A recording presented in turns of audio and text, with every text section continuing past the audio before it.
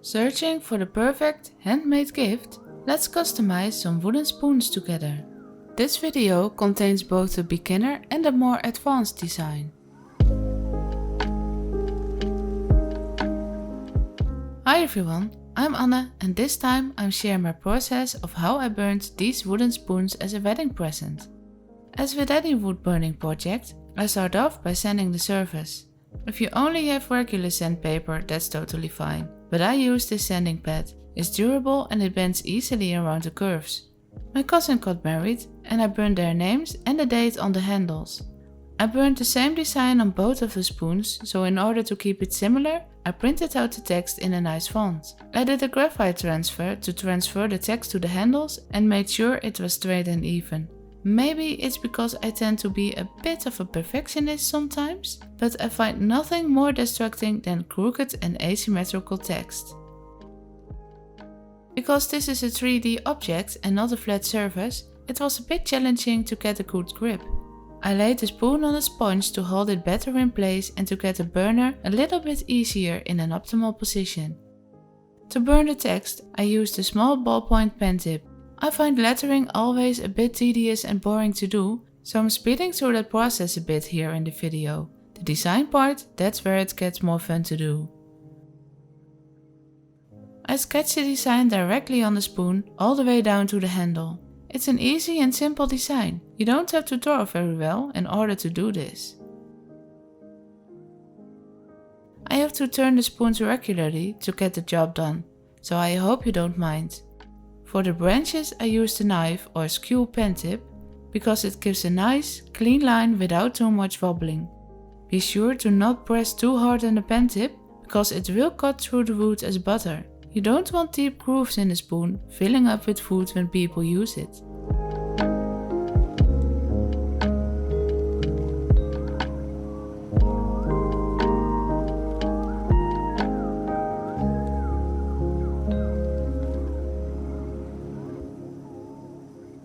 The inspiration for this design comes from a dried plant or weed I found a while ago. I thought it was nice and elegant, so I brought a piece of it home. The berries, or whatever it is, I burned with the same ballpoint pen tip I also used for the lettering. I didn't sketch them all out because I make them up as I go. Sometimes I burn some extra branches to fill in some empty space, but I don't want it to become too cluttered. If you try this at home, try to avoid overburn. Overburn are those brown areas around your lines. That's caused by the heat of your burner. If the temperature is too hot, the wood around your work will absorb part of that heat, making it look like your line is bleed into the wood. Simply turn down the temperature and work a bit slower if you want darker lines. When the spoons were ready, I've put them in a jug along with some dried flowers and a custom envelope with a personal message. Customizable spoons are not only personal and easy gift ideas to make, it's also very useful because it's food safe. Now comes the difficult part, and that's the olive branch on the front.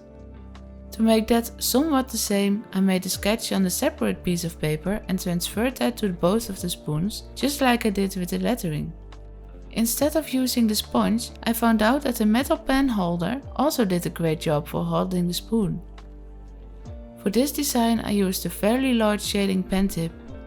I tried to keep shadows and highlights in mind for a believable representation of an olive branch.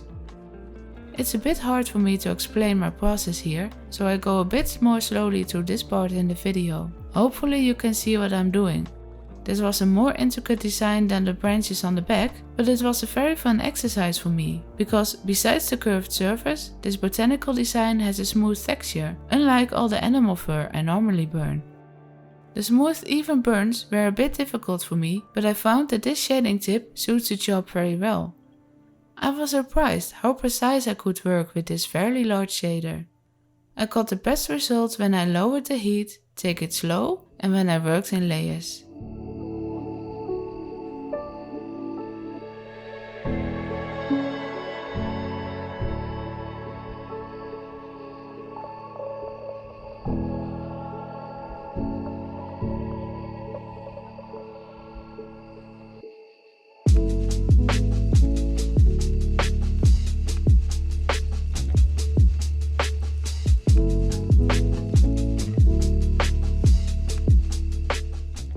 make the gradation in the olives from the shadows to the highlights, I try to avoid hard edges by dragging the pen from the dark section into the light and flicking the pen tip upwards.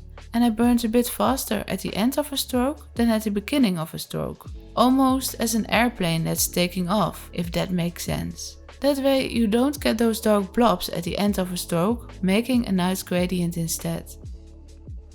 And for the leaves, I try to add some shadow in the areas where the leaves overlap each other. With realistic projects, you want to have the full range of values in your piece, all the way from dark to light. That way it's more pleasant to look at, otherwise the image might look too flat.